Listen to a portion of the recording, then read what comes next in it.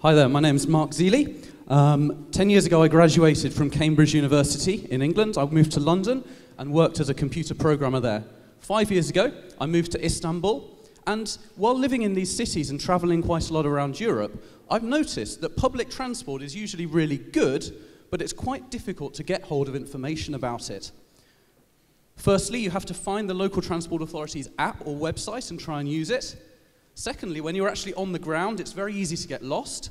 And thirdly, even if you're waiting at the bus stop for a bus that you think is going to come, you don't know if it's going to come or not, because there's quite a lack of real-time data available publicly.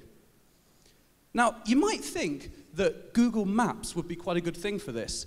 And yes, it is, but it's more optimized for cars than for public transport.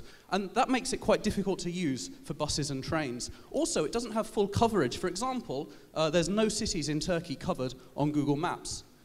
So, 2 years ago, I launched a website called BuradanOraya, which is Turkish for from here to there. We launched in Istanbul, and then we rolled out to 5 other cities in Turkey. Last year, we were used about 2.5 million times, and we recently partnered with e-Tohum as well. We were chosen as one of the best 15 startups in Turkey. My vision for this is to create a single platform accessible from phones and web-enabled devices containing all forms of public transport, including taxis, ride-sharing services. I want to use the publicly available data, as well as traffic information, and crowdsource information from our users using the app, in order to provide the best routes for people. We've got some competition here. The big one is Move It. They recently closed a $50 million round. They're valued at about $500 million. But their route planning is very slow. It takes 5 or 10 seconds to plan a route for them. My app does it 100 times faster. Also, they're only focused on mobile, whereas I'm seeing quite a lot of traction on web. I'm looking for $300,000 investment in order to take my app to the next level.